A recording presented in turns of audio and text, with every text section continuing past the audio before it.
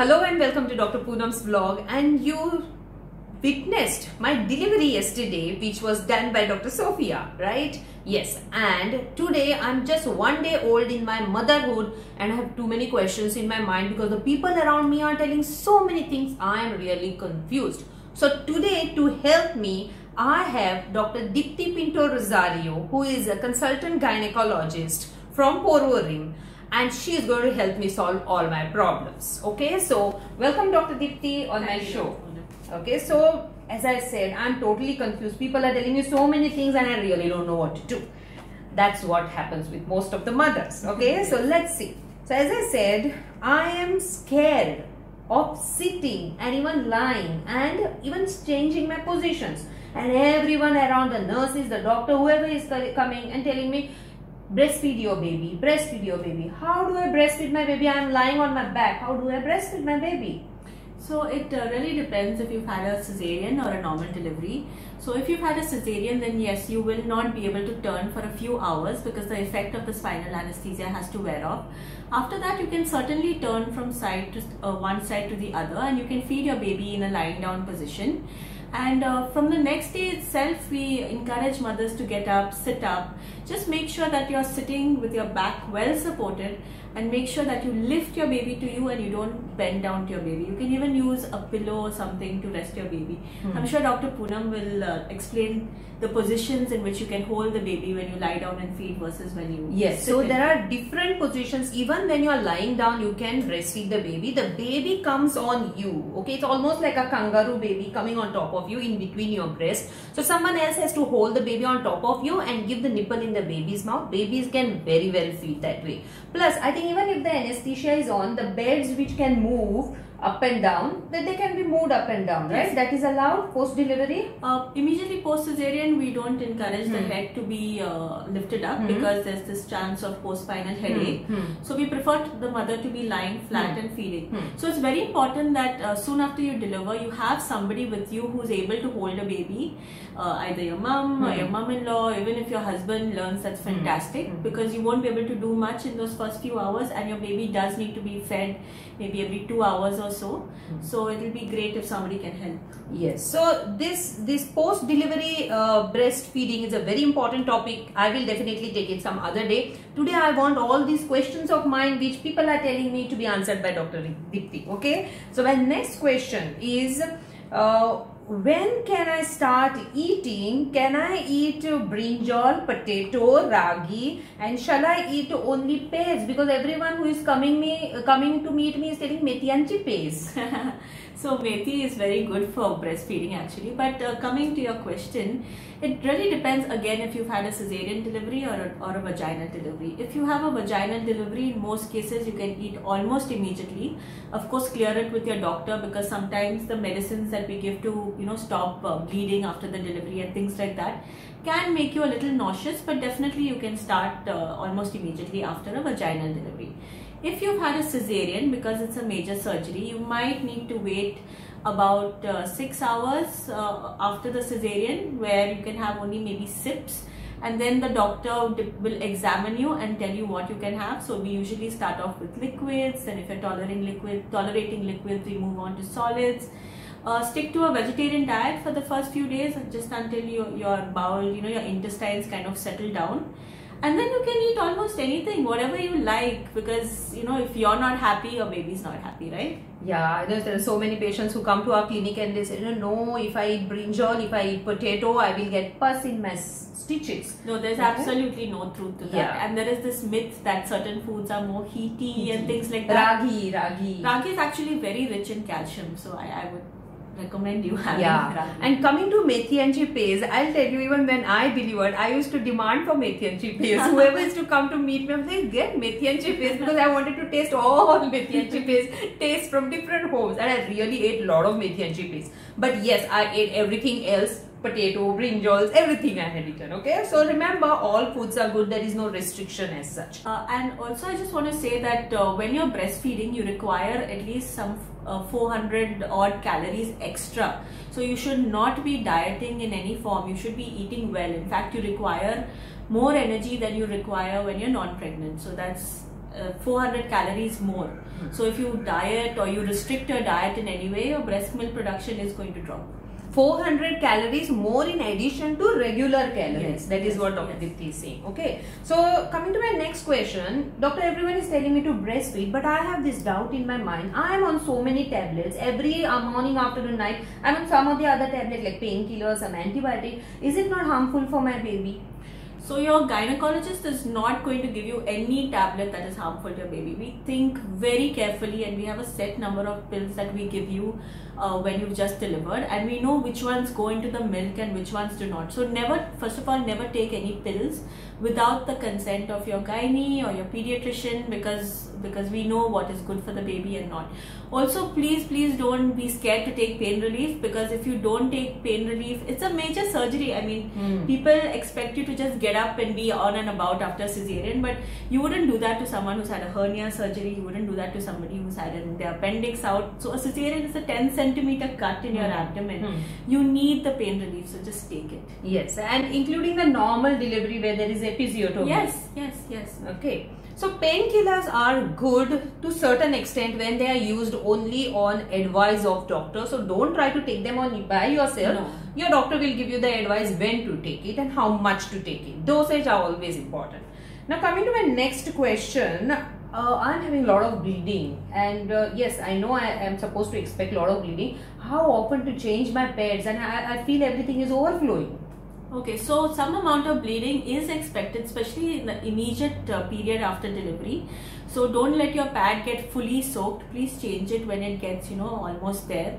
You will expect a little heavy bleeding, but if you have to change too many pads, or you experience something called flooding, where there's a sudden gush of blood, or you're passing large clots, that's abnormal. Maybe there is a problem and you need to let your doctor know. Yeah. Also, that area, especially if you had a vaginal delivery, you may have stitches, you may have a wound or an episiotomy.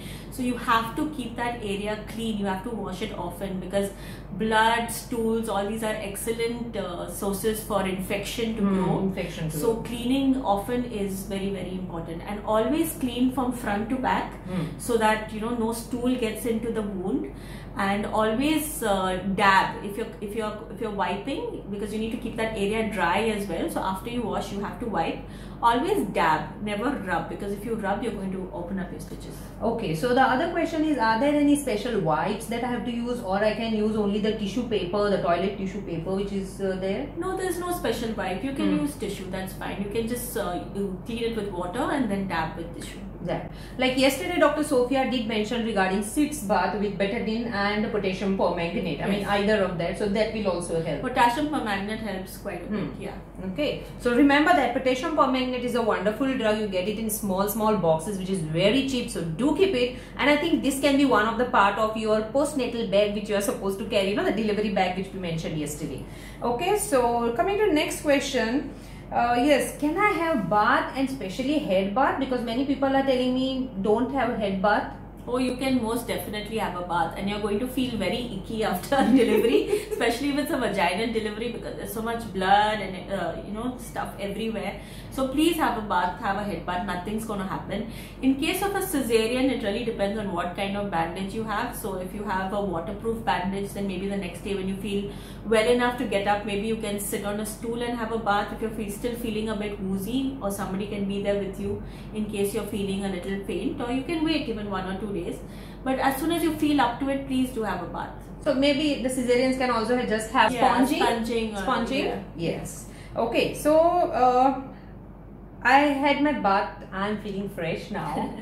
But now what about the care of the stitches? So it depends on what kind of stitches you have. So usually your doctor will call you back around 7 days and take a look at your stitches. Once the bandage is off, you usually don't need to do much. You just need to wash it when you're having a bath with your normal soap and water. And then the key to keeping your stitches clean is just to keep them absolutely dry. There should not be any sweat accumulated there. There should not be any, don't put any ointment as such. You can use a little liquid betadine if you'd like to just have a little antiseptic there. But the key is really keeping it very dry. And in Goa, especially if you've gained a lot of weight during pregnancy, you know, that fold can fall forwards. Yeah. So that's the key, just keeping it very dry. Okay, from this I remember the tummy belt, you know, either the medical belts or, you know, in Goa itself you must have noticed people get that 9-yard sari and they fold it as a belt and then they will tie it so that the tummy just goes impact. Okay, so this tummy belts immediately after delivery, do you recommend? So it's really up to you whether you feel comfortable wearing it or not. From my side, I just want to say, you know, make sure that the lower part of the belt, if you've had a cesarean, doesn't, you know, damage your wound. It should fit over the wound, or you should put some cloth there that it fits snugly. But do what makes you happy, do what you feel comfortable doing. Okay, so next is I have delivered and doctor has told me to go back home, so I'm discharged. How often am I expected to come and follow back with the doctor? So it really depends on whether your pregnancy has been low risk, high risk, whether you've had any complications during your pregnancy. For women who have had absolutely no complications, we usually call them in about a week or so. We just make sure that their stitches are healing and the baby's breastfeeding well and everything is fine. And then we call them usually at 6 weeks for a postnatal checkup, just to make sure, you know, that's the time that your body takes to go back to its pre-pregnant self almost. So we always call at 6 weeks just to make sure everything is fine. Then we always discuss contraception, we always discuss breastfeeding, and we make sure that the mother's health has gone back to its pre-pregnant state. Okay, good. Now, Dr. Dipti, I'm breastfeeding my baby. It's almost 1 month of my breastfeeding journey and motherhood journey, but I haven't got my periods. And the other thing is, what type of contraception am I supposed to, whether I'm supposed to do any contraception because I haven't got my periods, that is one thing. Okay. And if at all, what type of contraception do you advise? So, getting your period after you have a baby, especially if you're breastfeeding, may vary. It may vary from person to person. It may vary from baby to baby. So to give my own example, after my first baby, I got my period after 5 months, my second baby after 1 year, and my third baby after, what, 8 or 9 weeks. So it really depends, you know. And but not getting your period does not mean that you are not fertile, because ovulation, that is the release of the egg from the ovary, can happen even if you've not gotten your period. So after 6 weeks, you have to use some sort of contraception. We have had mothers who have come back to us never having gotten a period and pregnant for the second time. So you don't want that to happen to you. Okay. So now I have I'm breastfeeding my baby. I'm having a happy journey, but there is a little bit of problem in my married life now, because my husband wants me to have sex and I am really scared. I've just delivered. Can I have sex after, and if at all, then how long should I wait after my delivery? So we usually say to wait at least maybe 6 weeks after delivery, because again, that's the time that your body takes to completely, you know, not completely, but come more or less back to its pre-pregnant state. But sex should always be about your comfort level. So if you feel uncomfortable, if you're not ready, then you can ask your husband to wait a little bit. If you're ready, then by all means, by 6 weeks, you can go ahead and restart your sexual life. Okay, so during this time also, what contraception would you advise the best? So there are different methods of contraception that you can use while breastfeeding. You can use a condom, but a condom has quite a high failure rate, you know, so compared to other methods of contraception. The other options are a little limited when you're breastfeeding, because sometimes it can affect your milk supply. So the other one option is a copper T. So an excellent option because it helps you to space your pregnancies really well. And you can just, the doctor will put it in there just as an OPD procedure, and then you can just leave it there. You know, you don't have to remember to take something every day. The second option is an injection, which is a progesterone, a hormonal injection, which you need to take once in 3 months. So if you take it once, you're covered for 3 months, and then you have to take it again. So you can take it every 3 months for about 1 or 2 years, and then stop it whenever you want to have a baby. There are pills you can take, but you have to take them at exactly the same time every day. And you know, these are not the normal hormonal contraceptive pills. They contain only progesterone. So if you miss them by a couple of hours, that's it. That's it. Then you have the third, fourth and fifth also. Okay. So and believe me, many mothers have this you know, misconception in their head that copper T will hurt copper tea will give heavy menses, and they will cause a lot of pain in the abdomen. But copper teas have evolved over last 10-15 years, I think. And the copper teas today are really good, right? They are so small, you don't at all feel them. And about heavy periods, forget about that, okay? So 1% of women can have problems, but even if they do have heavy periods, Dr. Poonam, what we see is that it usually resolves in a period of about 2 to 3 months. It does resolve. It decreases. Okay, I think that's it. Are the most common questions which post-delivery mothers ask the gynecologist, and that is what we have recorded today. And if you like this video, please see to it that you share this to all those mothers who are either expecting or have just delivered or are breastfeeding, so that they get these commonest questions which are asked by the mothers to the doctor. They get the answer to these questions. And do follow, because we are still coming up with few more episodes of the Safe Motherhood Week. And do see the old episodes, because they will help your journey from the time of preconception to the time you are expecting, you deliver, you post-deliver, and many more topics coming up. Okay, so Dr. Dipti, really thank you for solving all these questions. Thank you for having me. Really, it was really a nice experience, because these were the most practical stuff which people ask, and these are the answers. So remember to follow us and to get your answers. Bye-bye. Bye.